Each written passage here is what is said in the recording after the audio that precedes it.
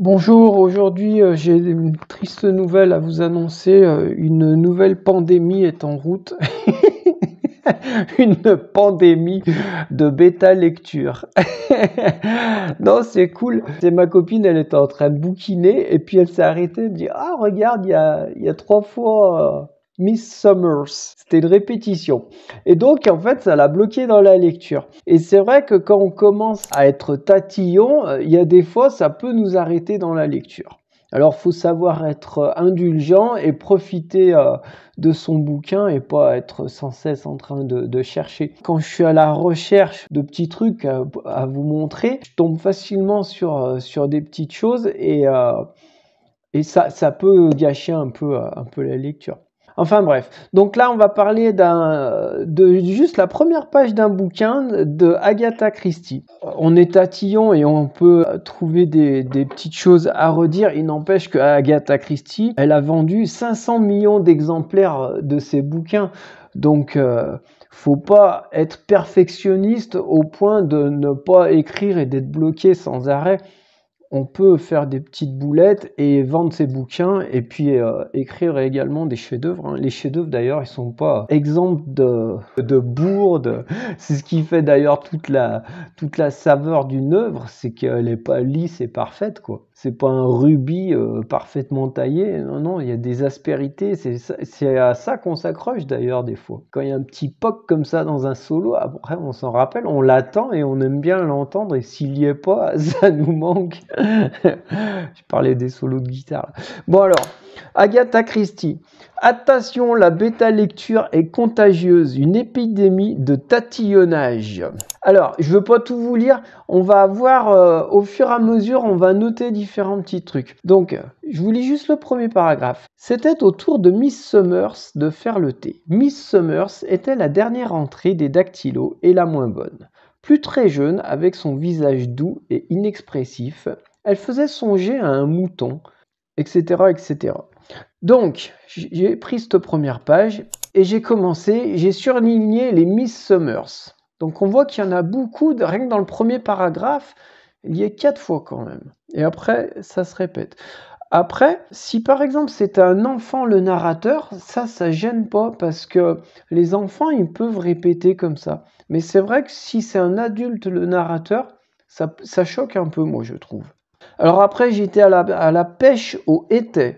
Je pensais qu'il y en aurait plus vu le début, mais en fait, non, finalement. Il y en a quand même 3 sur le premier paragraphe, 1 à la fin. Ensuite, qu'est-ce que j'ai? Ah oui, les verbes ternes. Donc le verbe faire. Donc on voit qu'il y en a 4. Alors après, quand on change de temps, c'est moins gênant. Par exemple, fit circuler, c'est pas le même son. Donc effectivement, c'est le verbe faire. Mais comme il a un temps qui est différent, on peut dire qu'il n'y a pas de répétition en quelque sorte. C'est une façon notamment d'éviter les répétitions, c'est de changer le temps du verbe être par exemple. On y reviendra là-dessus. Ensuite, il y avait une histoire d'eau qui bout, donc l'eau ne bouillait pas, l'eau bouillait. Ensuite, l'eau qui ne bouillait pas, et puis l'eau bouillait. Donc c'était un peu lourd, j'ai trouvé. Donc là, on voit qu'il y a les avait. Il y en a 4 sur la page.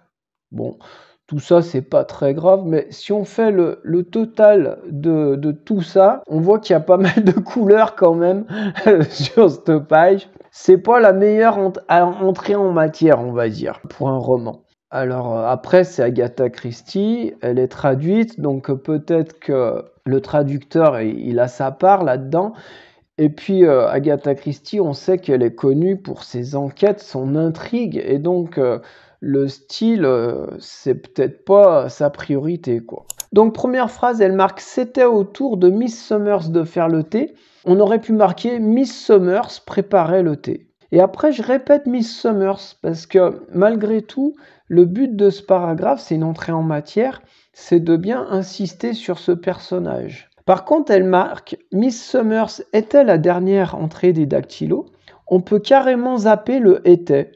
Miss Summers, la dernière entrée des dactylos, est la moins bonne. Plus très jeune, avec son visage doux et inexpressif. Alors, elle marque: elle faisait songer, donc ça nous fait un verbe faire, verbe terne qu'on peut zapper en mettant: elle ressemblait à un mouton. Faisait songer, c'est pas mal aussi. Mais sachant qu'elle va utiliser plusieurs fois le verbe faire par la suite, à cet endroit-là, on aurait pu marquer « elle ressemblait à un mouton ». Quand Miss Summers, comme en fait on en parle juste avant de Miss Summers, là c'était le moment de marquer « elle ». Quand elle la versa sur le thé. Donc elle la versa l'eau sur le thé, mais la pauvre ne savait jamais quand l'eau bouillait réellement.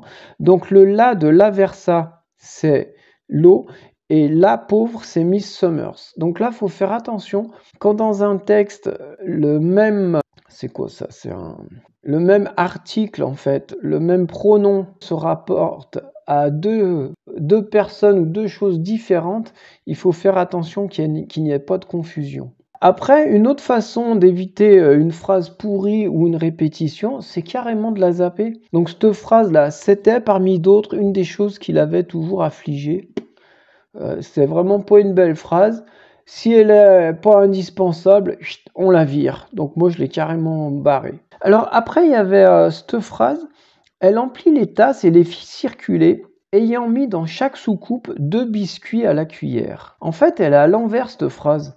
Parce que l'action, comment elle se passe? C'est qu'elle met d'abord dans chaque soucoupe 2 biscuits à la cuillère et ensuite, elle emplit les tasses et les fait circuler. Donc moi, j'ai remis dans l'ordre. Ayant mis dans chaque soucoupe 2 biscuits à la cuillère, elle emplit les tasses et les fit circuler. Parce qu'en fait, quand on lit, on voit l'action. Donc elle emplit les tasses et les fit circuler. On voit ce qui se passe. Et d'un seul coup, ayant mis dans chaque soucoupe 2 biscuits à la cuillère, d'un seul coup, on revient en arrière. Et il faut qu'on mette 2 biscuits à la cuillère. Ça peut se faire. Mais généralement, quand il y a un ordre chronologique dans l'action, il faut le respecter dans la narration. C'est plus simple. Ça évite les surprises. Voilà. Et ben on a fini. Bon, c'était Agatha Christie. On a taillé Agatha Christie.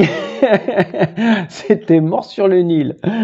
Bon, en tout cas, c'est super. Agatha Christie, c'est des petits bouquins, c'est vite lu. Au niveau de la dramaturgie, des intrigues, ça peut être sympa de s'y plonger dedans. On décortiquera un de ces quatre, un Agatha Christie, pour voir comment elle a monté son intrigue. Mais au niveau du style, c'est vrai que, voilà, c'est pas Chateaubriand. C'est pas brillant. Allez, bis à tous, à plus, ciao.